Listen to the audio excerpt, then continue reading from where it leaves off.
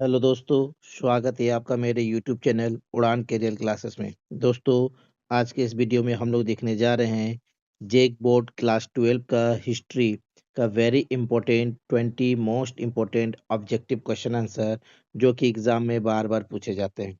दोस्तों, ये वीडियो का पार्ट 1 है और इस वीडियो के द्वारा आप अपने 20 नंबर के साथ अपने नंबर को और मजबूत कर सकते हैं। साथ ही साथ दोस्तों, इसका और 4 पार्ट आएगा। तो उस टोटल 5 पार्ट में आप अपने 30 नंबर एमसीक्यू के जो आते हैं वो 30 नंबर आप अपना पक्का कर सकते हैं। तो एग्ज़ाम से पहले इसे ज़रूर देख लें। वीडियो अगर अच्छी लगे तो वीडियो को लाइक शेयर ज़रूर करें और चैनल को ज़रूर सब्सक्राइब कर लें। साथ ही साथ में दोस्तों, वीडियो के अंत तक ज़रूर बने रहें। आइए देखते हैं आज का पहला क्वेश्चन। इससे पहले दोस्तों, आप अगर ऑफलाइन क्लास भी अगर ज्वाइन करना चाहते हैं तो हमारे दिए गए नंबर पर आप कांटेक्ट कर सकते हैं, जहां पर आपको सबसे कम फी में मिलेगा फुल कोचिंग, साथ में पीडीएफ नोट्स और 100% गेसिंग क्वेश्चन, जो कि आपके आने वाले बोर्ड के एग्जाम में बहुत ही ज़्यादा इंपॉर्टेंट और 100% सक्सेस की गारंटी होती है। तो चैनल को सब्सक्राइब, वीडियो को लाइक शेयर जरूर करें। पहला क्वेश्चन है, मोहनजोदड़ो किस भाषा का शब्द है? मोहनजोदड़ो किस भाषा का शब्द है? संस्कृत, फारसी, सिंधी, उर्दू। तो मोहनजोदड़ो जो है वो है सिंधी भाषा का शब्द है, यानी ऑप्शन नंबर सी बिल्कुल सही जवाब हो जाएगा। मोहनजोदड़ो सिंधी भाषा का शब्द है। क्वेश्चन नंबर 2 है, कहता है हड़प्पा सभ्यता में सर्वप्रथम बड़ी ईंट कब बड़ी संख्या में ईंटें कब प्राप्त हुई थी? यानी हड़प्पा सभ्यता में सबसे पहले जो बड़ी संख्या में ईंटों की खोज की गई थी वो कब की गई थी? 1800 ईस्वी में, 1826 ईस्वी में, 1856 ईस्वी में या 1901 ईस्वी में? तो इसका आंसर हो जाएगा 1826 ईस्वी में, यानी ऑप्शन नंबर बी इस क्वेश्चन का राइट आंसर होगा। क्वेश्चन नंबर 3 है, तीसरा नंबर क्वेश्चन है, मोहनजोदड़ो की सबसे बड़ी इमारत कौन सी थी? स्नानागार, सभा भवन, दुर्ग या अन्नागार? तो मोहनजोदड़ो की सबसे बड़ी जो इमारत थी वो थी अन्नागार, यानी ऑप्शन नंबर डी इसका बिल्कुल सही जवाब हो जाएगा कि अन्नागार मोहनजोदड़ो की सबसे बड़ी इमारत थी। क्वेश्चन नंबर 4 है, बोलता है महाजनपदों की संख्या कितनी थी? है ना? तो 12, 14, 16 या 18? तो मगध साम्राज्य के अंतर्गत महाजनपदों की कुल संख्या कितनी थी? तो वो थी 16, यानी ऑप्शन नंबर सी आपका बिल्कुल सही जवाब हो जाएगा। महाजनपदों की कुल संख्या कितनी थी? 16 थी। और इसमें अगर सबसे शक्तिशाली अगर महाजनपद बोला जाता है तो वो कौन था? मगध था। ये चीज तो याद रखिएगा, क्वेश्चन में पूछा जाता है। क्वेश्चन नंबर 5 है, कहता है कि पाटलिपुत्र की स्थापना किसने की थी? बिंबिसार ने, अजातशत्रु ने, उदयन ने या चंद्रगुप्त मौर्य ने? तो पाटलिपुत्र की जो स्थापना की थी वो किया गया था उदयन के द्वारा, यानी ऑप्शन नंबर सी आपका बिल्कुल सही जवाब हो जाएगा इस क्वेश्चन का। उदयन ने पाटलिपुत्र की स्थापना की थी। दोस्तों, इन 20 क्वेश्चन का आंसर पहले से आप लोगों को कितने क्वेश्चन का आंसर पता था? आप अपना स्कोर जरूर कमेंट करें। वीडियो के अंत तक जरूर बने रहें, क्योंकि ये सारे क्वेश्चन एग्जाम में बार बार पूछे जाते हैं और आपके आने वाले बोर्ड के एग्जाम में भी ये बहुत ही ज्यादा इंपॉर्टेंट होने वाले हैं। तो वीडियो के अंत तक जरूर बने रहें। क्वेश्चन नंबर 6 है, किस शासक को प्रियदर्शी के नाम से जाना जाता है? चंद्रगुप्त मौर्य, बिंदुसार, कनिष्क या अशोक? तो जो प्रियदर्शी के नाम से जाना जाता है वो अशोक को जाना जाता है, यानी ऑप्शन नंबर डी आपका क्या हो जाएगा? बिल्कुल सही जवाब हो जाएगा। और अशोक किस वंश का शासक था? तो अशोक मौर्य वंश का शासक था और मौर्य वंश का एक बहुत ही प्रतापी शासक था, बहुत ही ज्यादा प्रसिद्ध शासक था। ठीक है, याद रखिएगा। चलिए, क्वेश्चन नंबर 7 है, बोलता किस शासक को भारत का नेपोलियन कहा जाता है? ठीक है, किस शासक को भारत का नेपोलियन कहा जाता है? तो चंद्रगुप्त मौर्य, कुमारगुप्त, स्कंदगुप्त, समुद्रगुप्त? तो भारत का नेपोलियन कहा जाता है समुद्रगुप्त को, यानी ऑप्शन नंबर डी क्या हो जाएगा? बिल्कुल सही जवाब हो जाएगा। समुद्रगुप्त को भारत का नेपोलियन कहा जाता है। और ये क्यों कहा जाता है? तो समुद्रगुप्त की विजयों के कारण, समुद्रगुप्त के सैनिक अभियानों के कारण ही इन्हें भारत का नेपोलियन कहा जाता है। क्वेश्चन नंबर 8 है, कहता है गीता में कुल कितने अध्याय एवं श्लोक हैं?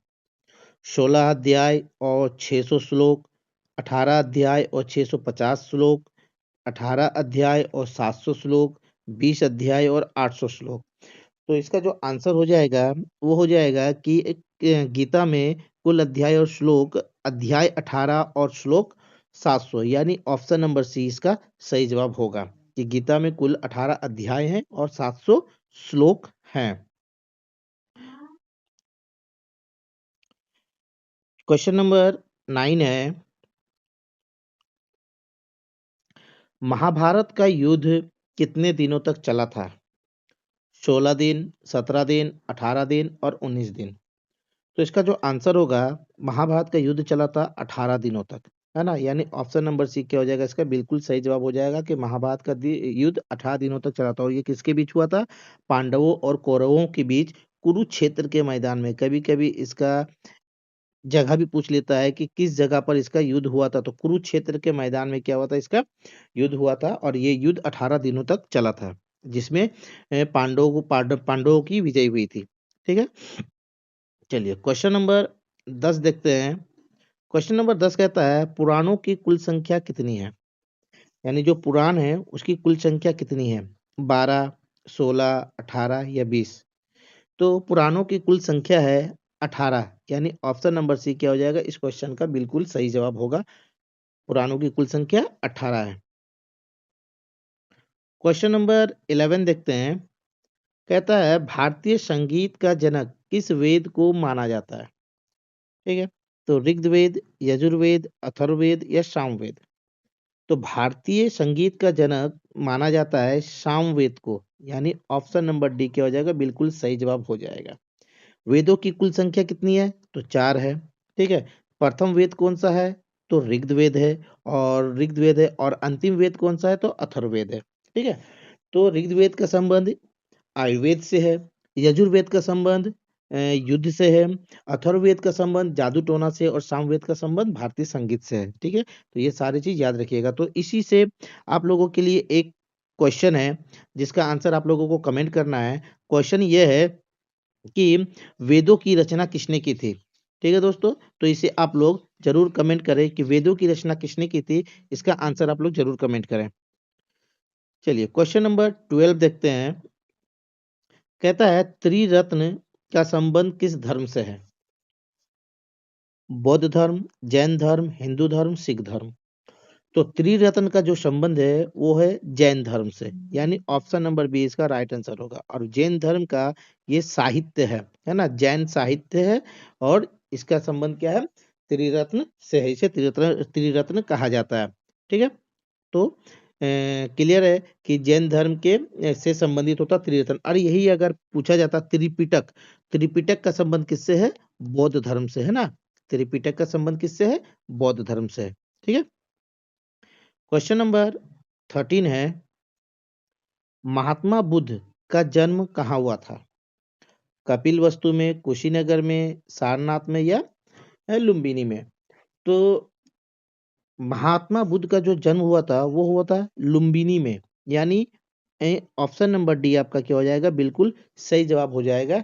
ये नेपाल में स्थित है। नेपाल के लुम्बिनी में क्या हुआ था? कपिल वस्तु भी है, लेकिन कपिल वस्तु के अंदर ये लुम्बिनी है, तो लुम्बिनी में क्या हुआ था? महात्मा बुद्ध का जन्म हुआ था। चलिए अगला क्वेश्चन है, हीनयान और महायान किस धर्म से संबंधित है? जैन धर्म से, हिंदू धर्म से, बौद्ध धर्म से या सिख धर्म से? तो हीनयान और महायान का संबंध है बौद्ध धर्म से, यानी ऑप्शन नंबर सी इसका बिल्कुल सही जवाब हो जाएगा। हीनयान और महायान बौद्ध धर्म के दो संप्रदाय है, जिसका जो बंटवारा हुआ था वो तीसरा बौद्ध संगीति में हो गया था, है ना? तीसरी बौद्ध संगीति में हीनयान और महायान का दो भागों में, बौद्ध संप्रदाय दो भागों में बढ़ गया था। ठीक है, चलिए अगला क्वेश्चन है, क्वेश्चन नंबर 15। कहता है तीसरी बौद्ध संगति का आयोजन किस शासक के शासनकाल में हुआ था? यानी बौद्धों का तीसरी बौद्ध सभा किस शासन के शासनकाल में हुआ था? कनिष्क, हर्षवर्धन, अशोक या बिंबिसार? तो इसका जो राइट आंसर हो जाएगा कि तीसरी बौद्ध संगति का आयोजन हुआ था अशोक के शासनकाल में, यानी मौर्य साम्राज्य के शासनकाल में। क्या हुआ था? तीसरी बौद्ध संगति हुई थी और ये कहाँ हुआ था? पाटलिपुत्र में हुआ था। याद रखिएगा, ये जो हुआ था वो क्या कहाँ हुआ था? पाटलिपुत्र में हुआ था, है ना। और अशोक के उस टाइम क्या था? शासक था। ठीक है, चलिए अगला क्वेश्चन देखते हैं। क्वेश्चन नंबर 16 है कि मध्ययुगीन यात्रियों का सरताज किसे कहा जाता है? मध्ययुगीन यात्रियों का सरताज फाहियान को, इब्न बतूता को, अलबरूनी को, या मार्को पोलो को?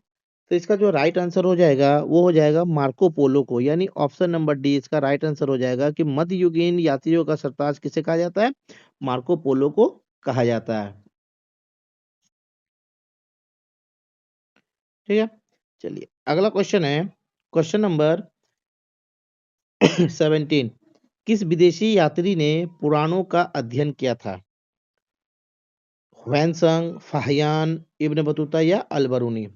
तो विदेशी यात्रियों क्या है कि पुराणों का जो अध्ययन किया था वो कौन किया था? तो वो किया था अलबरूनी ने, यानी ऑप्शन नंबर डी क्या हो जाएगा? इसका बिल्कुल सही जवाब हो जाएगा अलबरूनी। एक पहले ऐसे विदेशी यात्री थे या मुस्लिम ये थे यात्री थे जिन्होंने पुराणों का भी अध्ययन किया था। ठीक है,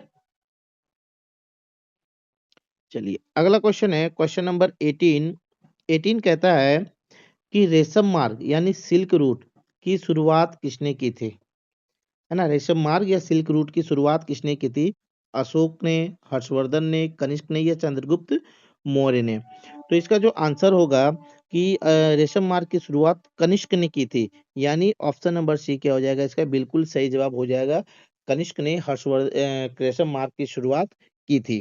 ठीक है, और ये चीनी व्यापार में इन्होंने इसका बहुत ही ज्यादा योगदान था। रेशम का व्यापार के साथ साथ चीनी लोगों के लिए इसका बहुत ही ज्यादा महत्व था।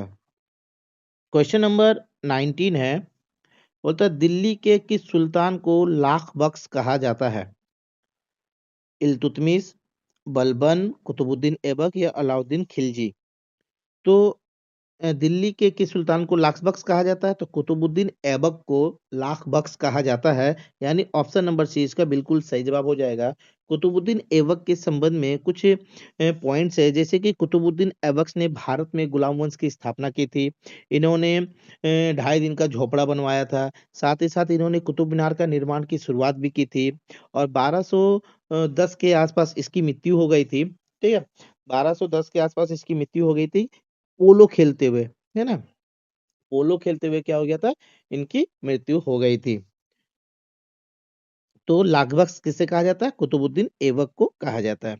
चलिए अगला क्वेश्चन देखते हैं। क्वेश्चन नंबर 20 है, कहता है दिल्ली सल्तनत का अंतिम सुल्तान कौन था?